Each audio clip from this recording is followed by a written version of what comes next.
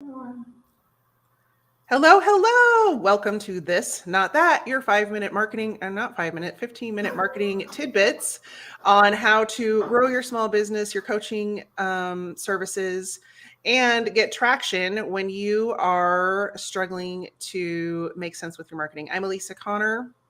I own Alisa Connor Consulting, and my co-host is Anke Herman. Good morning, Anke. Hello, good morning. I guess Good it's not morning afternoon. for you, Yep, it's yep, evening. no, 5 p.m. for me. Good, It's usually good when I day. say good Let's stick morning. with good Yep, yep. day. Oh boy. So today's topic is giving you some ideas for the upcoming holiday season to promote your business. And sometimes we struggle with this, and this can be one of the most lucrative times of the year. And so we want you thinking now about what you can promote and how you can promote your business so that you finish Q4 strongly. So, do you want to dive in, Anka, or you want me to dive in? How do we want to start? I don't mind. You Okay. go if you want. You go, Okay. shoot. So one of the things that I came up with that has worked exceptionally well is you want to think about how you can start building your list with new customers and also staying in touch with your current customers. So sometimes if you offer something that is holiday related that gets them thinking about interacting with your brand, like say a holiday 5-day challenge. And so what would that look like for a coaching business? 'Cause you're like, how do you do a challenge for coaching? Well, a lot of people are thinking towards the end of the year, they're already starting to think about next year. So maybe you put into effect a 5-day challenge that gets them ready so that they're ahead of the competition during the holiday season. And so you can run a 5-day challenge, you can get them on your list. And then at the end of that challenge, you offer them the opportunity to work with you, which most people will do if you've given them the value that they see in the challenge, and that increases your sales. So coming up with a holiday connected challenge that people can, one, get quick results, two, they don't have to invest a ton of time because everybody's busy this time of year, but three, gets them excited about moving into the new year and even through the holiday seasons. And so if you have questions about that, you can put them in the comments and Anka and I are happy to answer those, or you can reach out to either of us and we can talk with you on a one-off basis. So that would be number one, is creating some sort of holiday themed challenge for people to get them on your list and then moving through your funnel. So Anka, you want to dive into Hmm. yours? Yeah, yeah. I think the one thing that really sort of jumps to mind is to perhaps look in a direction opposite of offering something super low price, right? Because in my experience, it doesn't make it an easier sale, and also gets you down a path that is kind of a downward spiral that you really it gets you into a sort of a price war that you really don't want to get into. So what I would suggest you think about is, instead of trying to come out with something sort of low cost to chase after new clients, how can you serve your existing clients better?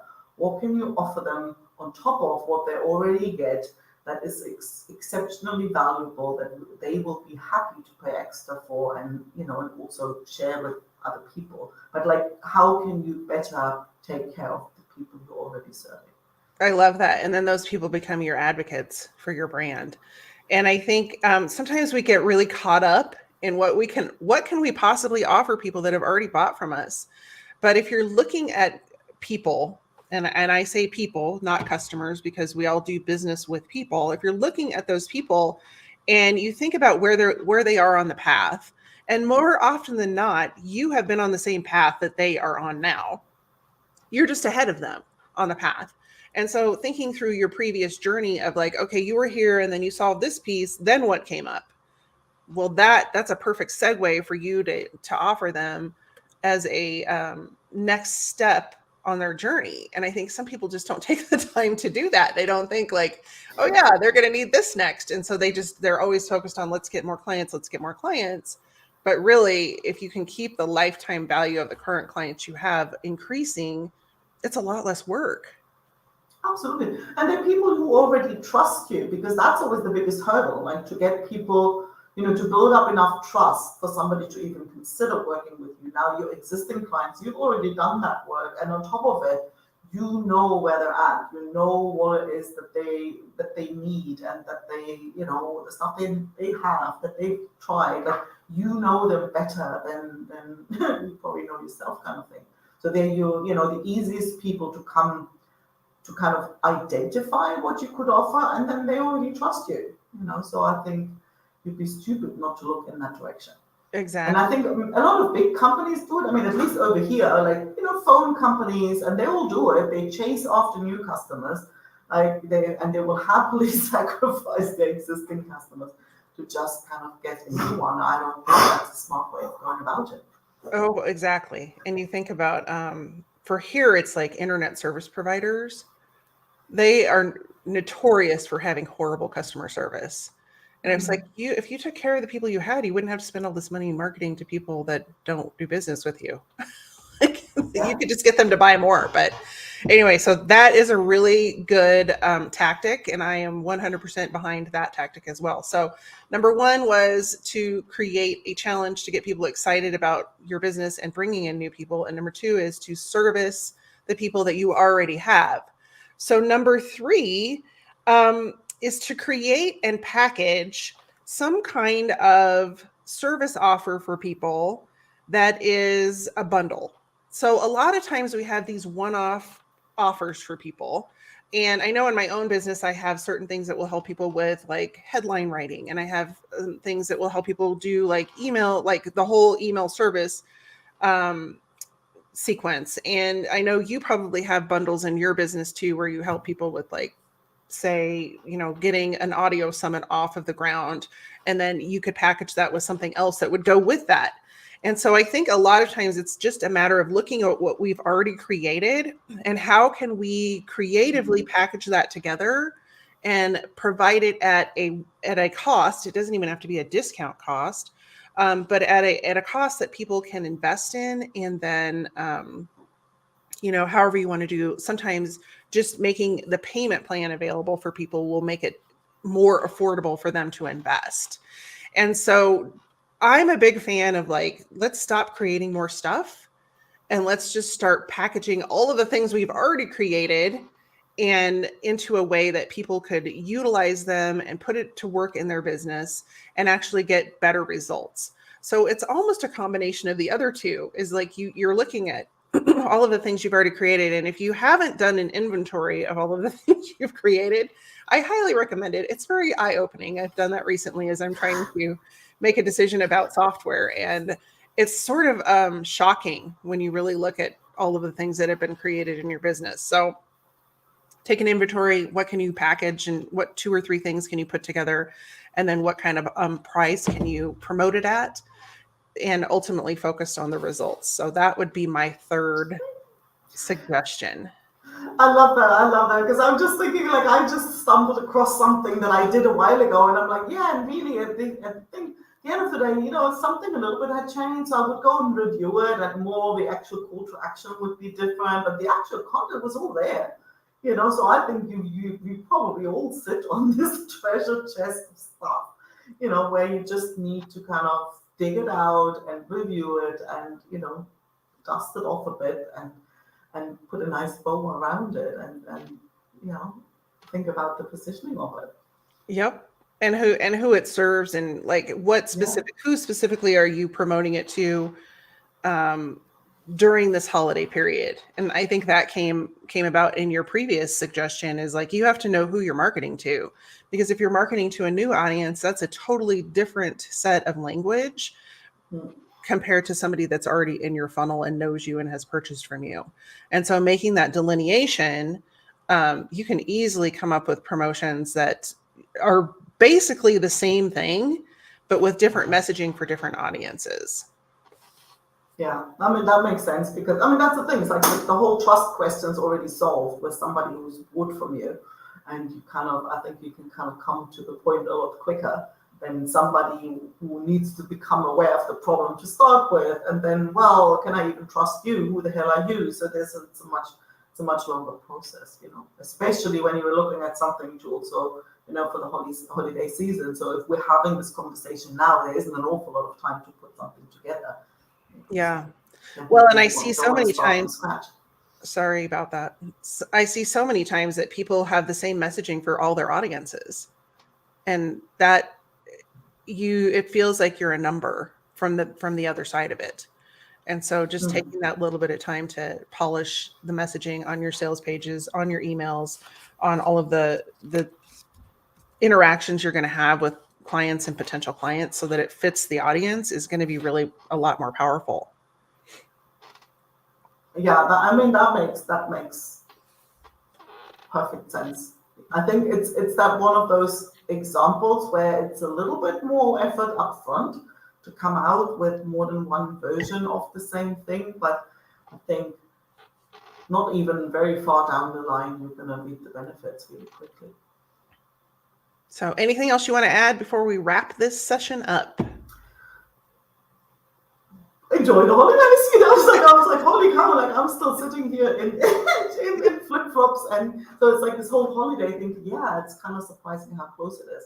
But that's the thing. It's like what you said before. It's that whatever you offer, you probably don't want it to be very time intensive.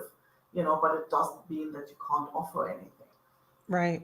Well, and I think you bring up a really good point in that some people, they think they don't start thinking about their holiday promotions until the holidays are like a week away.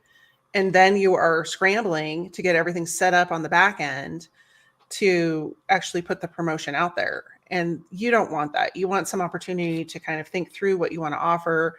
You want to be able to have whatever it is that you're putting into place to nurture those people, and then some time to test it. Because if you don't have time to, set up at least some of the back end, then you're really scrambling like 2 days and you don't have time to promote it. And your mindset is not in the right place to get enough people into the promotion, that then you feel like I put all this work in and it didn't go anywhere. And there's nothing more disappointing than that, because you really do have to have all of those steps. You have to have the attraction piece where you're putting it out and you're attracting people to that offer.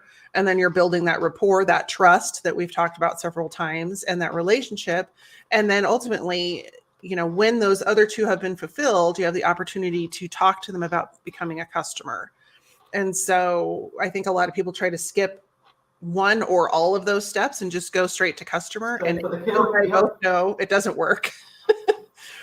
So anyway, that's how I want to end it, is like, take the time now to flesh out even just one offer. You don't have to have all of these. These were just suggestions.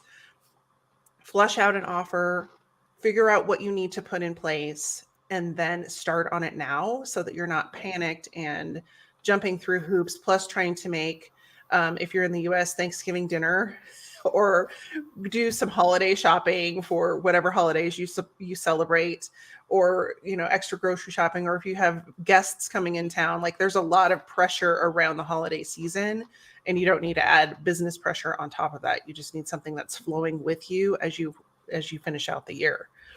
And one other thing, I know I said that was the last thing, but one other thing that I think a lot of people do this time of year is they kind of coast. They kind of coast through the end of the year, and then they're disappointed when they come into January and they're like, oh, my December numbers sucked. You can't coast. Like, this is like a great time for you to really dig in and work on your goals for the end of the year. It's not too late. You still have 3 months. Actually 2 months. I don't know my calendar very well, do I? But you can still end the quarter strong and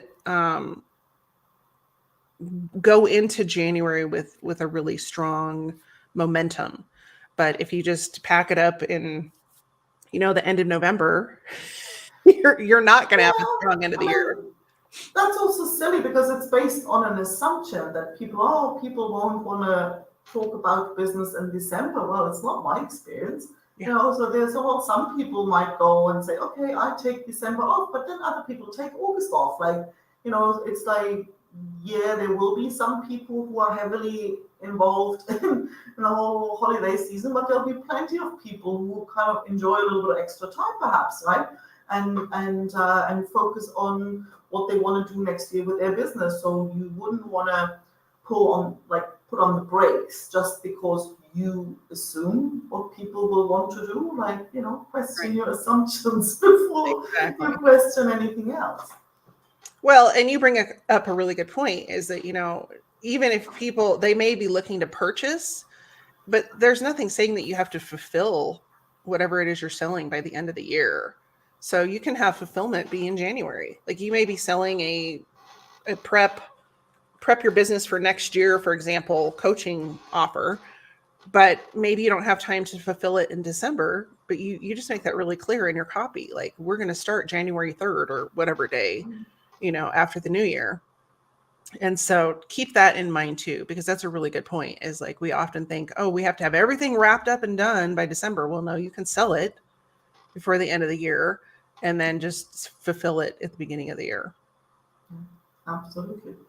All right. Well, thank you everyone for joining us. If you have any comments, questions, or you have specific marketing things you want us to talk about on the show, we'd love for you to leave it in the comments and we will take it under advisement and come up with a way to answer your questions. In the meantime, thank you, Anke, for being here again this week. And thank you everyone else for tuning in. We will see you next week. See you next week. Thank you.